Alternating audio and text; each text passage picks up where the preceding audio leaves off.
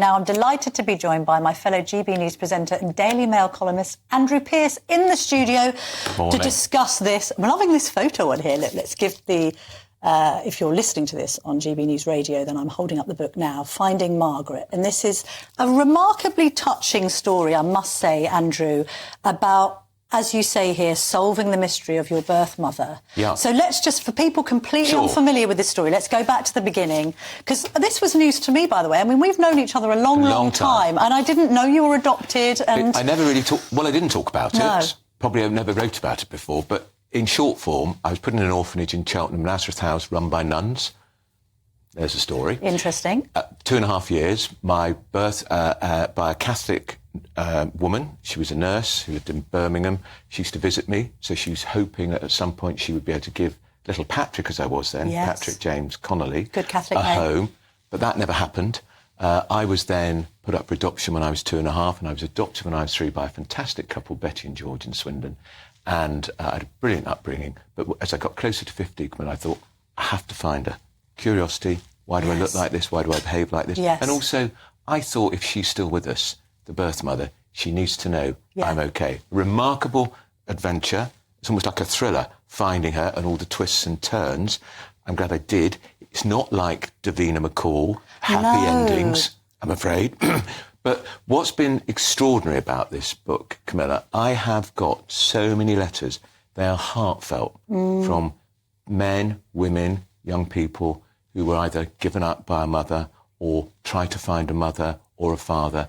And it's inspiring other people to do the same, but it's also getting people... One lady said, I'm 82. I feel just so much better writing about this for the first time in my life to you. It's giving me some peace, just writing it. Thank you for reading this letter. So going back a bit, when did you find out you were adopted? Always knew. Always Mum and Dad always told me. Mum and Dad really up front. Three children of their own. I was the only adopted one. Yes. Traditional working class family, Catholic family, so I always knew. Yes. And if you looked at my siblings, you'd tell I was the adopted one. Fair enough, OK. But, and then you say when you were approaching your 50th birthday, presumably this has always been in the back of your mind. Yeah. But what did Mum and Dad think about you going and searching for Margaret? I never told them. We'd lost Dad, but Dad had said to me privately many times, you should find your birth mother because she used to come and visit you, and I think she needs to know you're OK. My dad was a wonderful guy. We lost him to Alzheimer's and disappeared. And so the reason it took me so long, Camilla, I agonised, was because I didn't do anything to upset Mum. No. So Mum never knew. Right. And she would never ask me, but she would ask my closest friends if she saw them, if she'd come to stay after we lost Dad. Has he ever tried to find his birth mother? And they lied on my behalf. God love them. Very few knew. Yes. It was a very tight circle, but she knew the tight circle, and they all lied. And when you got to finally meet Margaret and you tell the story of how that happened, you were helped by a couple of journalistic friends, friends anyway, Amanda Platell and Jane Moore. Yeah. You kind of used some of your journalistic prowess in order to find her. What I found kind of disturbing is that you went there you wanted answers to your questions, and I feel that you didn't really get them. I didn't, because I wanted to know perhaps who my birth father was, because the mystery about Margaret, when I tried to find her, I assumed she was 17, 18, 19 when she had me. She was in her 30s. What does that tell you? Like, it was one too many children, she couldn't handle it, Well, I was the first one, and was she having an affair? She was a nurse. Was she having an affair with a doctor? Was she having an affair with somebody else? Because you're not convinced that the person listed on your birth certificate is your actual father. Well, I've explored the whole area of the birth father, and that is an adventure in itself. It took me to Ireland, took me all over the country, so I suspect the subhead is Finding Margaret, Solving the Mystery of My Birth Mother. I haven't solved the mystery of my birth mother. It's ongoing. And how was she with you when you finally sort of met face to face? Because you must have been extremely nervous, and it must have been surreal for you, I'd imagine. It was, and I kept looking at her thinking, do I look like her? We eventually met, and we had an hour together, and that in itself was an extraordinary hour, because she didn't ask me anything. Yes. Did you feel sort of son to mother automatic bond, or was she a stranger to you, really? She was a stranger, but I knew it was her. I saw a dot walking down in the street, and I knew it was her.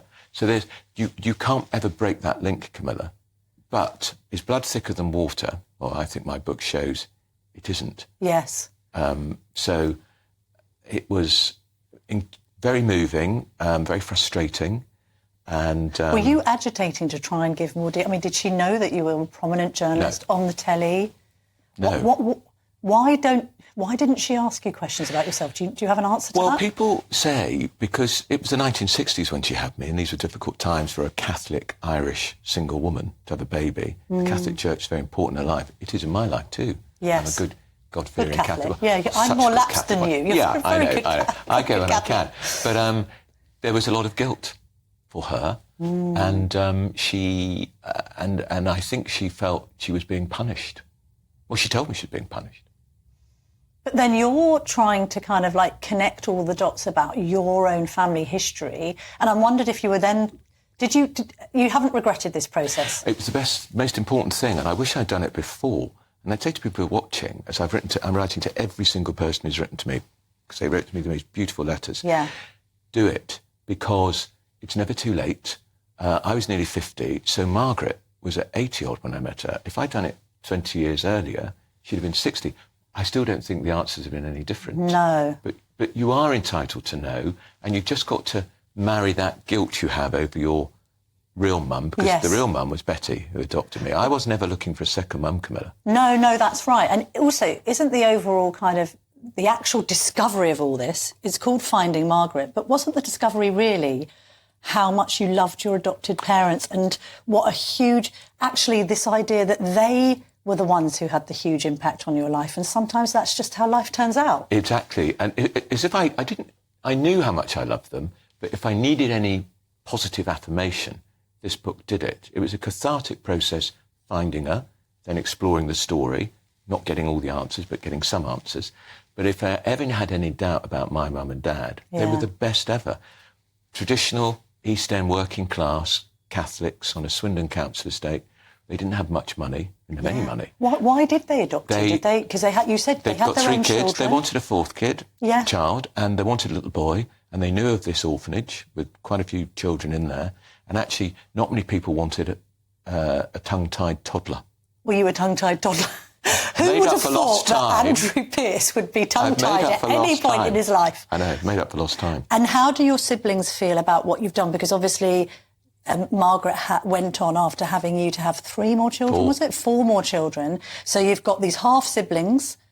First of all, what did your siblings, your adoptive siblings, think about this? And second of all, have you connected with the other half brothers and sisters? We lost one of my sisters, sadly, but my big sister just said, I wonder why it took you so long to find her. But she was so pleased that I didn't tell Mum. Really pleased I didn't tell Mum. Yeah, that was the right thing. Yeah. All I'll say about Margaret's family is there's been some contact. Oh, there has been. And that's something you might want to develop? Yeah. On the course of time. While I've got you, let's have a little quick chat about the campaign, if you don't mind. Yeah. Thoughts so far? I completely agree with your column in the Telegraph on Saturday. And many people didn't. Well, out, slightly lampooned for that column. If you scored it out of 10, it was a comfortable win for the Tories after a very poor start, singing in the rain.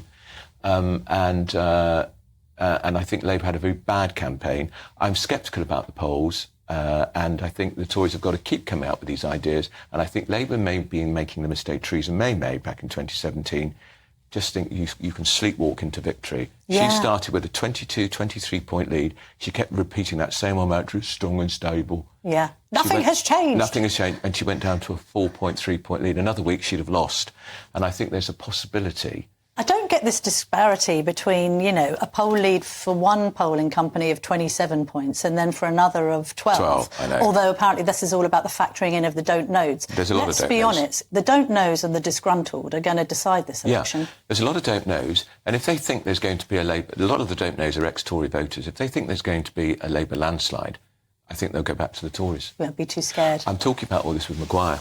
Oh, yes, you've got the Maguire event. Let's see that. All right, look at this. Shameless because, plug. but you're going head to head. The Leicester Square Theatre. Leicester Square Theatre, Andrew Pearce versus Kevin Maguire. We're talking election, Tory, Labour, who's going to be the next Tory leader, and, of course, talking about the book. All right, look forward to that. That's on June the 12th. Andrew, thanks so much for coming in. Oh, I've got to do Farage.